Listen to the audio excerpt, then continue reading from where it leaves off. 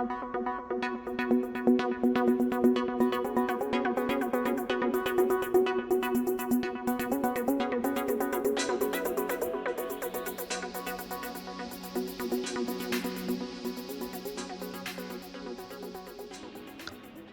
chào các bạn đã quay trở lại với kênh YouTube Ông Kính đọc truyện TV. Sau đây tôi xin đọc tiếp truyện Ngạo Thế Đan Thần tập 73 với tựa đề Đại Cục Đã Định. Xin mời các bạn chú ý lắng nghe. Mọi người sợ ngây người. Bạch hổ thần quyền kia của Trầm Tường không chỉ cực kỳ bá đạo, hơn nữa còn mang theo sát khí khiếp người. Tất cả mọi người cho rằng loại trình độ công kích này hẳn là phi thường tiêu hao chân khí. Có thể thi triển một chiêu đã xem như là phi thường lợi hại, nhưng Trầm Tường còn có thể thả ra thêm một chiêu. Quảng trường lần thứ hai nhấc lên một trận cuồng hô. Trên mặt Trầm Tường không có biểu tình gì, đi tới Trầm Phú Vinh, âm thanh trầm thấp mà phẫn nộ nói: "Người đã thương cha ta, dẫn người đến đánh đập Đan Vương Các, hơn nữa còn dự định liên hợp Dược gia tiêu diệt Trầm gia chúng ta. Ta sẽ không để cho kẻ phản bội Trầm gia như ngươi sảng khoái chết đi." Trầm Tường nắm giữ tiên ma thân thể làm cơ sở, có âm dương thần mạch nghịch thiên, hai môn thần công cường đại vô cùng. Điều này làm cho hắn ở phàm võ cảnh tầng 8 về mặt thực lực có thể chống lại cùng một võ giả phàm võ cảnh tầng 9. Ngay cả Trầm Tường cũng không nghĩ tới ngũ hành chân khí dung hợp trở thành càn khôn chân khí dĩ nhiên trở nên kinh khủng như vậy, lại thông qua tứ tượng thần công thi triển ra, uy lực làm cho hắn cũng khiếp sợ không thôi. Ngươi muốn làm gì? Ta là đệ tử Trần Vũ Môn, nếu như ngươi...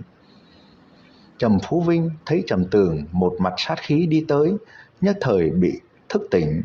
Trước hắn vẫn khó có thể tin tưởng được mình bị Trầm Tường phế bỏ một chân một tay, nhưng hiện tại tử vong ngay trước mắt làm hắn không thể không tiếp thu loại sự thật này. Trầm Tường mạnh hơn hắn.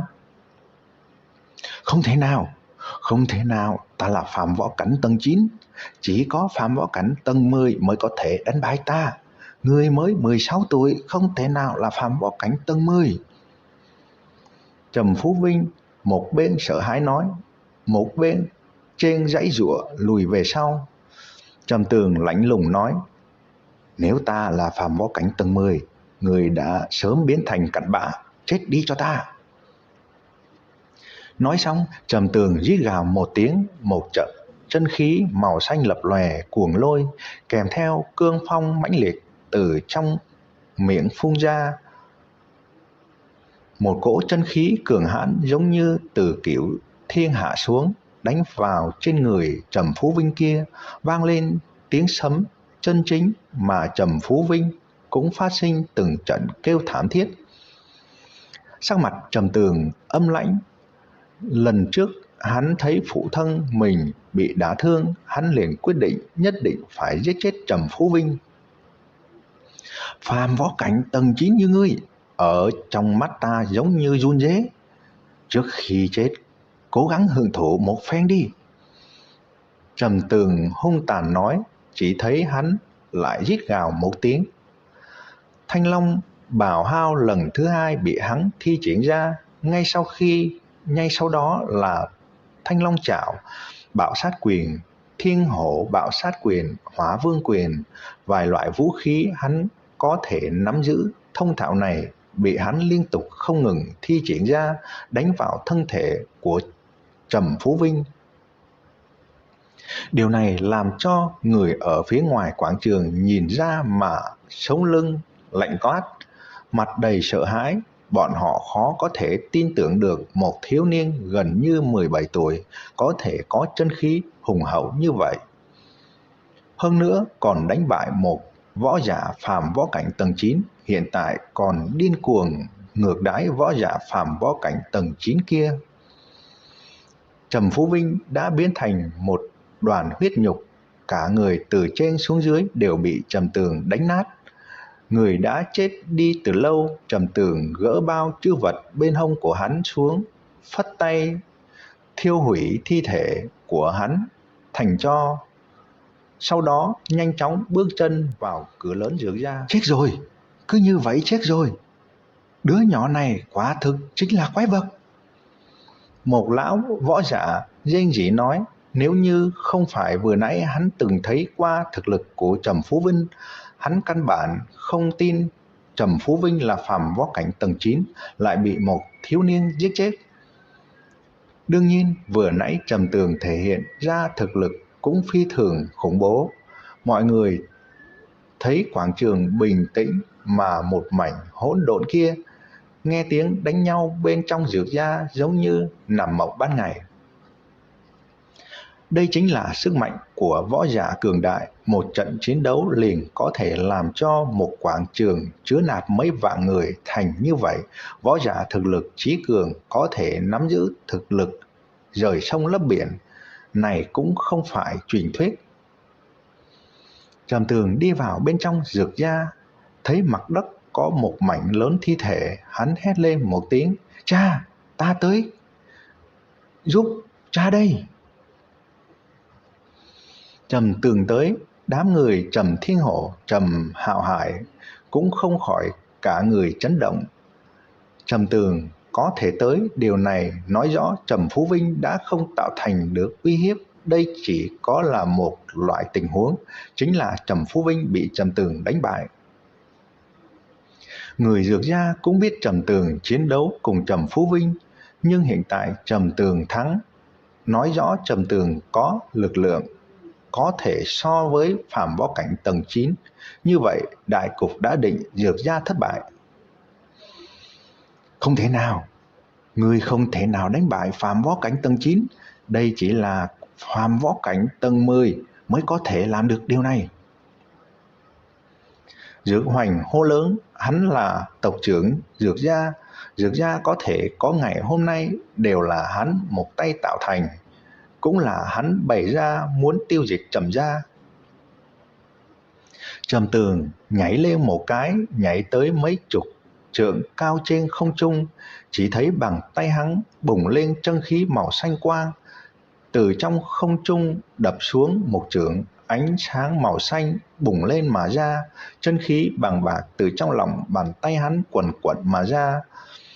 Một bàn tay lớn, to lớn màu xanh giống như một ngọn núi lớn xuất hiện ở giữa không trung, hơn nữa đang đè xuống phía dưới.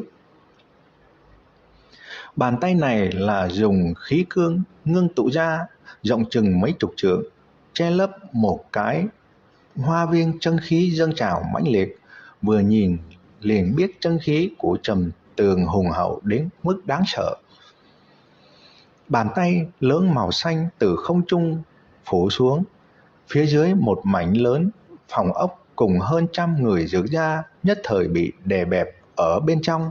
Chỉ thấy phòng ốc bị ép tới nát tan, mà những người kia lại bị ép tới xương cốt vỡ toang, miệng phun máu tươi. Người có thực lực yếu kém càng biến thành một cái bánh thịt, huyết nhục tung tóe mà ra, kề sát mặt đất hóa thành thịt nát. Mặt đất xuất hiện một chưởng ấn to lớn, mọi người đều bị chuyện này làm rung động thật sâu. Rất nhiều người đều không khỏi phát sinh một trận nôn khan, càng nhiều người đều khả binh khí trong tay xuống, phát sinh từng trận sợ hãi kêu to thoát khỏi Dược gia, mà những người này đều là người Dược gia. Trầm Thiên Hổ càng là khóe miệng con quắp, hắn không nghĩ tới mình không gặp nhi tử mấy tháng, hắn dĩ nhiên có lực lượng khủng bố như vậy, lập tức liền giết sát mấy trăm người. Vừa nãy Trầm Tường là thả ra toàn bộ Thanh Long chân khí mới đánh được một chiêu kinh tâm động phách như vậy. Mọi người thấy sắc mặt hắn có chút tái nhợt, từ trên không rơi xuống, suy đoán hắn nhất định là tiêu hao quá độ. Giết! Người Trầm gia bọn họ tiêu hao quá nhiều chân khí, tuyệt không có thể cho bọn họ cơ hội đào tẩu. Dược Hoành giống giận lên, trong tay cầm một thanh trường kiếm, chạy vội mà lên. Vừa nãy 300 người Trầm gia đối mặt mấy ngàn người Dữ gia, xác thực tiêu hao rất nhiều. Bọn người Trầm Thiên Hổ là phàm võ cảnh tầng 8 cũng bị nhiều tên phàm võ cảnh tầng 6, tầng 7 quấn quýt lấy. Mà bọn họ vì không cho người Trầm gia tử thương quá nhiều, cũng phải trợ giúp những người khác đánh địch. Bởi vậy, gánh nặng bọn họ vô cùng lớn, sống đến đây bây giờ đã là không tồi. Người Trầm gia toàn bộ đến phía sau ta. Các bạn vừa nghe xong truyện Ngạo Thế Đan Thần tập 73 với tựa đề Đại Cục Đã Định. Ở video tiếp theo, tôi xin đọc tiếp truyện Ngạo Thế Đan Thần tập 74 với tựa đề Chân Nguyên Đan. Xin mời các bạn chú ý theo dõi. Xin chào và hẹn gặp lại các bạn.